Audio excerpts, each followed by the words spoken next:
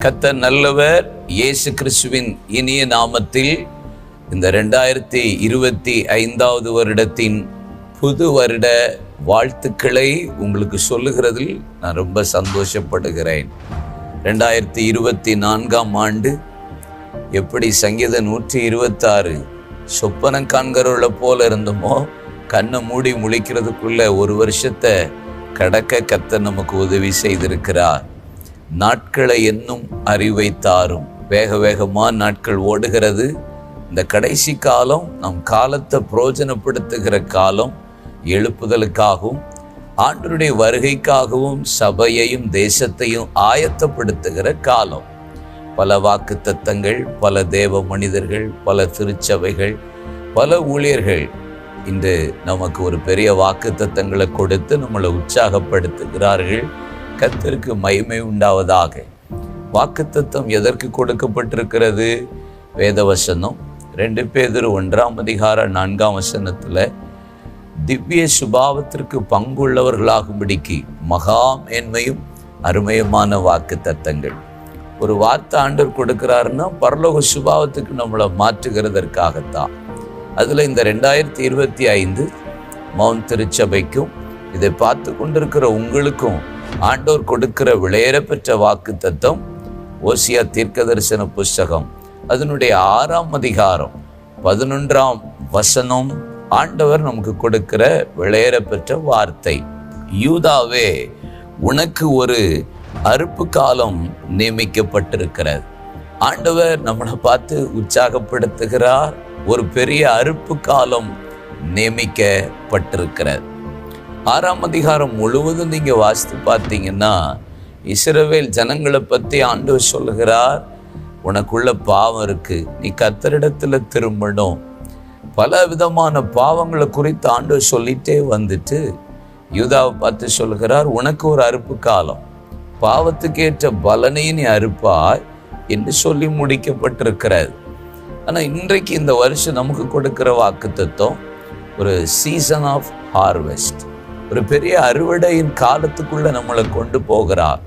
ஆத்மாவின் அறுவடை, தேசத்தின் எழுப்புதல் என்கிற ஒரு பெரிய அறுவடையை நம்ம பார்க்க போகிறோம். பெரிய அறுப்பு காலம். இது வரைக்கும் இந்த வருஷம் நம்ம ஆண்டவர் நம்மளை பார்த்து சொல்லுகிற வார்த்தை, கடந்த நாட்களில் நீங்க விதைத்ததற்குரிய பலனை பெற்றுக்கொள்ளுகிற காலம். சங்கீதம் 126 வாசித்தா, கண்ணீரோடு விதைத்தவர்கள் கெம்பீரத்தோடே அறுப்பார்கள் என்று போடப்பட்டிருக்கிறது. பல கண்ணீரின் பாதை, பல கஷ்டத்தின் பாதை, பல விதத்தில் நீங்க ஆண்டவர் சமூகத்தில் புலம்பியிருக்கலாம். அண்ணால போல ஒருவேளை தேவ சமூகத்தில் கண்ணீரோடு விதைத்திருக்கலாம். ஏதோ சத்துரு நெருக்கும் போது யோசபாத்து கண்ணீர் வடித்தது போல நீங்கள் கண்ணீர் விட்டிருக்கலாம். ஒருவேளை எசேக்கியா வியாதி நிமித்தம் கண்ணீர் விட்டது போல ஒருவேளை கண்ணீரோடு நீங்கள் விதைத்திருக்கலாம். இந்த 2025 ஆண்டு ஒரு கம்பீரமான காலம், அறுப்பு காலம் நமக்கு நியமிக்கப்பட்டிருக்கிறது. ரூத்தின் புஸ்தகத்துல நீங்க வாசித்து பார்த்தீங்கன்னா, அறுப்பு காலத்துல தான் ரூத் திரும்பி பெத்லஹேமுக்கு வந்தாள் என்று போடப்பட்டிருக்கிறது. ஆண்டவரை விட்டு தூர போனவள் அறுப்பு கால நாட்களில் தான் மீண்டும் திரும்பி வந்து போவாசண்டை சேர்ந்தாள். போவாசின் வயல்வெளிக்கு வந்தால் பொறுக்கி கொண்டிருந்தவளை பொறுப்பாளிய கர்த்தர் மாற்றினார். ஒருவேளை உங்களை விட்டு போனவர்கள், ஒருவேளை உறவு, ஊழியம் எல்லாவற்றையும் உங்களை விட்டு உதறி தள்ளிட்டு போனவர்கள் எல்லாம் திரும்பி வருகிற காலம். ஒருவேளை நஷ்டப்பட்டிருக்கலாம், ஒருவேளை இழந்திருக்கலாம். இந்த வருஷம் அறுப்பு காலம் நியமிக்கப்பட்டிருக்கிறது. பெரிய அறுவடை. இயேசு சொல்லுகிறார், விளைநிலங்களெல்லாம் விளைந்து நிற்கிறது, அறுப்புக்கு எஜமான இடத்துல ஆட்களை அனுப்புங்கள் என்று வேண்டிக் கொள்ளுங்கள் என்று சொல்லுகிறார். 2025 ஒரு பெரிய அறுவடையின் காலம், ஆத்துமாவின் அறுவடை. கர்த்தர் அறுக்கும்படி நம்மளுக்கு ஊழியக்காரர்கள் இந்த வருஷம் எழுப்பி சபைகளை கர்த்தர் நிரப்ப போகிறார், தேசங்களை கர்த்தர் நிரப்ப போகிறார். இது ஒரு பெரிய அறுப்பு காலம். யோர்தான் கரை புரண்டு ஓடும்போது அது ஒரு அறுப்பு காலம் என்று போடப்பட்டது. உங்களுக்கு முன்னாடி இருக்கிற பிரச்சனை யோர்தானை போல இருக்கா? அறுப்பு காலம். இந்த அறுப்பு காலத்துல யோர்தான் 2 ஆசாரியர்கள் கால் வைத்த போது பிரிந்தது என்று வாசிக்கிறோம். இந்த ஆண்டு 2025 கர்த்தர் தேவ ஜனங்களுக்கு ஒரு அறுவடையின் காலத்தை வைத்திருக்கிறார். நீங்க எதெல்லாம் விதைத்தீங்களோ அதெல்லாம் கம்பீரமாய் அறுக்க போகிறீர்கள்.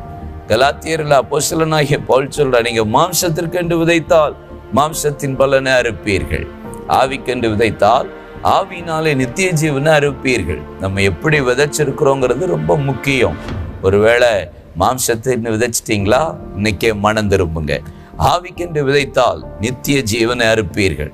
இந்த வருஷம் இதுவரை இவ்வளவு வருஷம் பிரயாசப்பட்டு ஒன்றும் இல்லை, ஊழியத்தில், குடும்பத்தில், பிஸ்னஸில், வேலையில், பிள்ளைகளுடைய காரியங்களில், ரட்சிப்பில் ஒன்றும் இல்லைன்னு கண்ணீரோடு இருக்கீங்களா?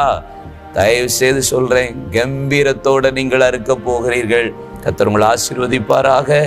ஆயத்தப்படுவோம், நம்ம ஜெபிப்போம், தேசத்தின் எழுப்புதலை பார்ப்போம், அறுவடையை காண்போம். நல்ல பிதாவே, 2024 எங்களுக்கு கிருபையா தந்த தயவுக்காய் நன்றி. இந்த 2025 ஆண்டவரை நுழைய கர்த்தர் உதவி செய்த தயவுக்காக உமக்கு ஸ்தோத்திரம். 2025 ஆண்டவரை எங்களுக்கு ஒரு பெரிய அறுப்பு காலத்தை வைத்திருக்கிறபடியால் ஸ்தோத்திரம். யூதா துதிக்கிறவன், துதிக்கிற பிள்ளைகள் கம்பீரமாய் அறுப்பார்களாக. இந்த வருஷம் பிள்ளைகள் விதைத்ததெல்லாம் கடந்த நாட்களில் எதெல்லாம் விதைத்தார்களோ அதெல்லாம் பிரயாசத்தினுடைய பலனை கம்பீரமாய் பெற்றுக்கொள்ளுகிற வருஷமாய் இருக்க போகிறதற்காக ஸ்தோத்திரம். நீங்க கூட இருந்து உம்முடைய நாமத்தை மகிமைப்படுத்தும் எழுப்புதலின் நாட்களுக்குள்ள, வருகையின் நாட்களுக்குள்ள, ஆத்மாவின் ஆதாயத்தின் நாட்களுக்குள்ள நாங்கள் காலெடுத்து வைத்திருக்கிறோம். அந்த மகிமையை காண கர்த்தர் உதவி செய்யும். அந்த அறுப்பு காலத்தை காண கர்த்தர் உதவி செய்யும். இயேசுவின் நாமத்தில் ஆண்டவரே, எப்படி கலங்கள் தானியத்தால் நிரம்புகிறது போல சபை ஆத்துமாவால் நிரப்பட்டும். பரலோகம் ஆத்துமாக்களினால் நிரப்பப்படட்டும். ஆண்டவரே, இருதயம் வசனத்தினால் நிரப்பப்படட்டும். அறுப்பு காலம் என்பது சேமிப்பின் காலம். பரலோகத்தில் பொக்கிஷங்களை சேர்த்து வைக்க எங்களுக்கு கிருபைத்தார். ஆசீர்வதி. இயேசு கிறிஸ்துவின் நாமத்தில் ஜெபிக்கிறோம் எங்கள் நல்லருமை பிதாவே. ஆமேன், ஆமேன். God bless you. கர்த்தர் உங்களை ஆசீர்வதிப்பாராக. விதைத்ததனுடைய பலனை பெற்றுக்கொள்ளுகிற காலம். God bless you. ஆமென்.